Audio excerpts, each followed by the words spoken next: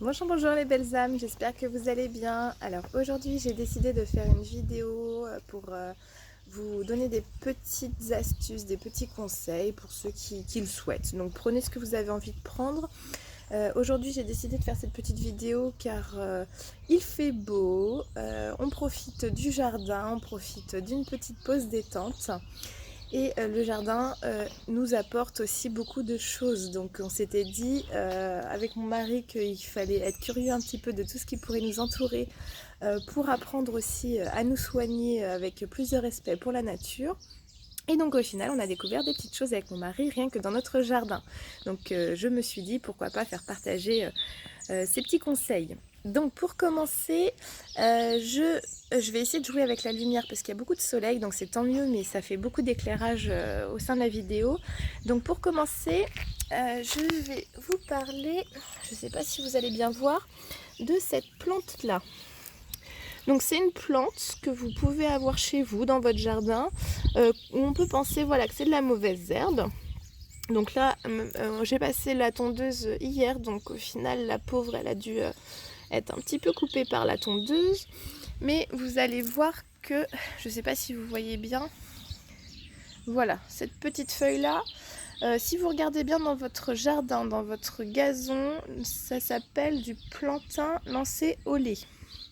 Donc voilà, et si on va plus loin dans le jardin, et si vous voyez bien, nous allons avoir une autre sorte de plantain. Donc la feuille n'est pas hyper jolie parce que comme je vous disais, j'ai passé la tondeuse et ça s'est coupé. Mais c'est le grand plantain. Donc ce sont des plantes qui sont hyper bénéfiques pour la santé parce que c'est des plantes qui sont antihistaminiques. Donc tout ce qui permet de réparer les muqueuses. Ce qui permet de pouvoir être aussi anti-démangeaison, cicatrisant, donc tout ce qui est bienfaisant finalement pour le corps. Par exemple pour le plantain lancéolé, hop, que je me pose. Le plantain lancéolé, finalement, vous faites retirer la sève de la feuille un petit peu et vous frottez sur une démangeaison, une piqûre de moustique et vous allez voir que tout de suite ça va cicatriser votre démangeaison. Donc voilà. Ensuite, vous pouvez en faire aussi du sirop. Donc ça, c'est mon mari qui s'en charge. Donc du sirop, vous mettez des feuilles dans une casserole que vous recouvrez tout juste d'eau. Vous attendez ensuite que ça frémisse, que l'eau frémisse. Et ensuite, vous laissez l'eau frémissante pendant 2 minutes. Que vous recouvrez, vous éteignez le feu, vous recouvrez. Vous laissez recouvert pendant 12 heures. Et ensuite, vous remettez sur le feu avec 80% de sucre. Donc on va dire le mieux, apparemment ce serait le sucre de canne, le sucre roux. Mais si vous avez du sucre blanc, c'est bien aussi. Mais ce qui va faire que vous allez le transformer en sirop. Et ça pourra être aussi bénéfique pour un sirop pour la toux ou des petites choses comme ça. Mais c'est très très efficace pour tout ce qui est réparateur des muqueuses. Donc voilà, donc si vous avez des allergies, c'est extrêmement efficace. Ensuite, je vais plus loin dans mon jardin. Donc vous allez voir la petite balançoire, ça vit à la maison. Ensuite, vous allez avoir, je ne sais pas si vous voyez bien, mais nous avons de l'aubépine. Donc ça c'est pareil, c'est une plante qui est assez commune.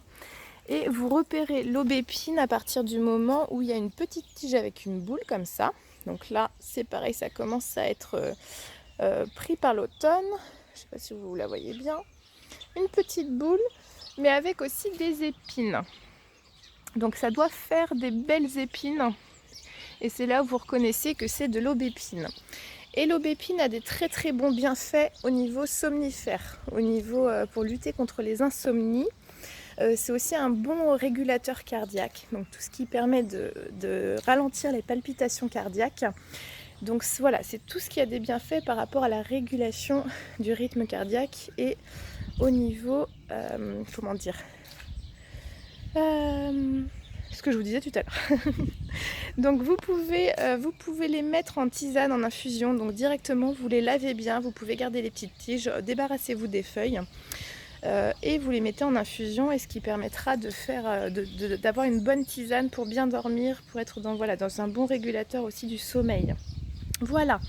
Et dernier petit conseil que j'avais à vous donner.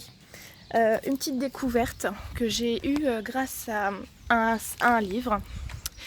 C'est l'huile, alors je vais essayer de cacher les marques. C'est l'huile de Nigel, voilà, et la tisane Artemisia, voilà, qui sont hyper efficaces pour contrôler les symptômes de la coco. Donc voilà, donc des traitements très efficaces, préventifs aussi, qui permettent d'éviter des traitements plus chimiques. Donc voilà, c'était des petits conseils que je pouvais vous donner, qui peuvent être très utiles pour l'hiver qui va arriver et les différentes maladies. Voilà, pour votre système immunitaire, n'hésitez pas à aller vers des choses très naturelles, mais qui peuvent être aussi très efficaces. Voilà. Bon, bah, j'espère que ces petits conseils vont vous être utiles pour cet hiver. Je vous embrasse, prenez soin de vous et à bientôt. Au revoir.